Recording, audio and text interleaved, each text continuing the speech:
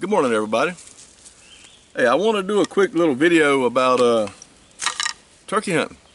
I know it's the end of our spring turkey and pig season has just closed, and right now it's officially honeydew season. You can see I got on my work shirt out here. You young fellas just got married, put your work clothes on this time of the year now at work and at home, and earn you some time off when it gets there in the fall. But I was out there shooting my bow a little bit, doing some yard stuff, and I'm glad I'm doing some burning because yellow flies are fierce. But I was talking to a good friend, Sean, there from Mississippi, and he's an avid turkey hunter, and he's friends with a mutual friend we have, and named Joey Buchanan. He's a big turkey hunter. He's actually killed the slam of turkeys with a recurve that he made, even the one in South America, I think, or down there, you know, the real colored up one. I don't know what they're called. But anyway, he's an avid turkey hunter.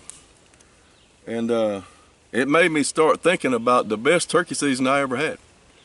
And granted, I live here in South Georgia, and at one time I probably had the best turkey hunting in the state that I could walk from home and turkey hunt.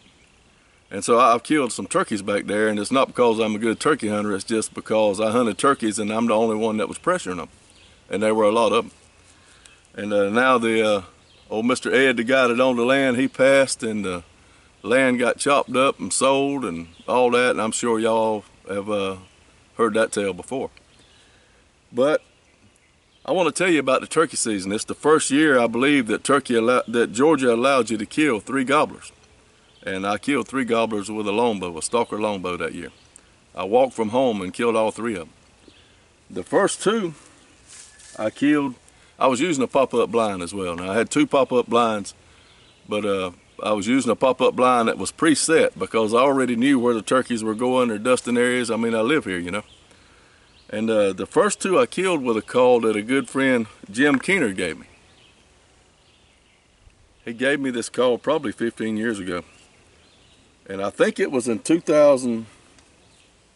maybe 2011 or 2012 when I killed these 3 gobblers in one year. It's been a while. But Jim gave me this call, and a slate call is my favorite call. And I've killed a lot of turkeys. I've called up a lot of turkeys with this call. But I killed the first 2 turkeys that year with this. I killed a big tom with a 10-inch beard was the first one. And I shot him, and he went straight down. I was shooting Wenzel Wisman broadheads. Then I killed the second turkey I killed was a jake, and I killed him at 4 yards. He came between me and the decoys, and I had a time shooting him out of the blind there, and he went straight down. But the third turkey is an extremely special hunt for me. And my wife tells everybody that she guided me to this turkey. But I'm going to tell you the story about that one. And I hope you enjoy it. I had already basically quit turkey hunting. I'd never killed a gobbler in May. And our season back then came in mid-March. But the last couple times I'd went, I hadn't heard any turkeys gobble. And so I had started pig hunting pretty hard, you know, on the management areas. And anyway, we had went to town and bought groceries that morning. Come back to the house about 10:30, 11, and making trips in and out of the house with the groceries. And my wife said, "Hey, I just heard a turkey gobble." I said, "You done lost your mind. I ain't no turkey gobble out here this late." And she said, "I did." And I sat around, I didn't hear nothing. So we got through with our grocery doings there, and I grabbed my bow and went outside. I'd shoot my bow almost every day. And I had on, it was kind of a cool day, and I had on a red flannel shirt and blue jeans. And I walked outside there and shot 2 or 3 arrows right here around the house. Sure enough, I heard him gobble down there. And I sat there and listened for a minute. He gobbled again. I run in the house. And I grabbed a special turkey call right here. I didn't get no camo or nothing because I had a blind down there. And I already had my bow in my hand with a quiver full of arrows. And so I listened again, and he gobbled, and I could tell I could tell the direction he was headed. And I had 2 blinds, one on either side of a branch. And he was headed to the blind on the left side, on the south side. So I take off down there and get in the blind, and I have a decoy in the blind. I stab it out there. And I don't even get in the blind good. He's blah, blah, blah, blah, blah. He's like 50 yards. So I go in there and set, and it gets quiet for a little while. And so I grabbed the call, and now I'm going to talk about the call. Joy Buchanan, I had met him one time at the Paradise Hunting Club, but we both share a passion for stick bows and turkey hunting at that time. I don't turkey hunt nothing like I used to. I didn't even go a single time this year due to circumstance. But anyway, we talked a lot, and he had much success turkey hunting, and I had killed quite a few turkeys as well. And up and behold, in the mail one day, this comes in the mail.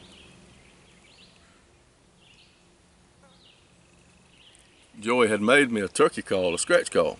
And I would sit there and purr and cluck on it, but I hadn't used it in so long I'd embarrass myself. But at that time, I got the call. I hadn't had it real long, and that's all I could do with it was slight purrs and clucks. And the reason I grabbed it, because I knew that turkey wouldn't put up with a lot of calling, because it was late season, and I figured if I took a slate, I wouldn't be able to stand it, and I'll be done scratched out too many yelps and ran him off. So I took the call that I could only cluck and purr with. I went down in there, and he finally got where I could see him, probably 35 yards through a bunch of palmettos, and he was blowed up, strutting everywhere. And then he unfolded and took a few steps away, and I clucked one time. And he jumped on it. And it would stay right there, though, for probably 10 minutes. And every time he'd unfold and look like he lost interest, I'd cluck one time. And then finally, it's like he decided, you know, after about a serious 45 minutes of seeing him out there, he decided all at one time, like, I'm going to see who that is. And here he comes. He walked straight to the blind, and he went behind a palmetto, and I already had my bow up. And in a blind, I have a shooting through the net, and you could move your hand like that, and they wouldn't see you. And when he broke the palmetto, and that's when I was shooting like I was supposed to, picking a spot, letting her eat, and all that other internet garbage hadn't got in my brain yet. I come back, hit anchor, and drilled him.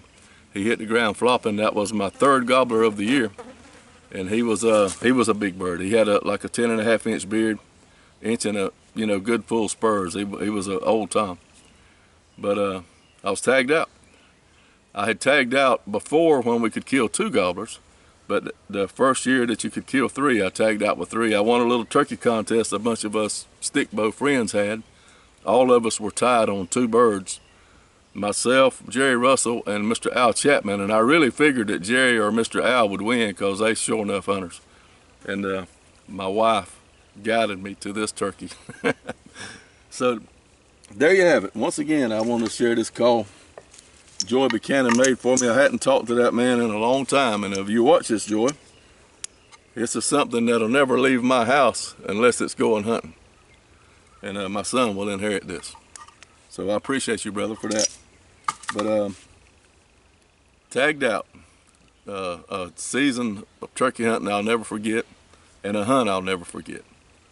I appreciate y'all watching my videos. I know this is kind of off the wall, but it came to mind when I was talking to Sean, and I told him I was going to do a video about these 2 calls. The call that Jim Keener gave me is a special call too. It won't be going anywhere. Both of these 2 calls are in a box. And when they bury me, them 2 calls will still be in that box, and somebody, my son, will get them. So, appreciate you 2 fellas. And look here, y'all keep the good Lord first. Keep looking up. Pray for one another. And see y'all next time.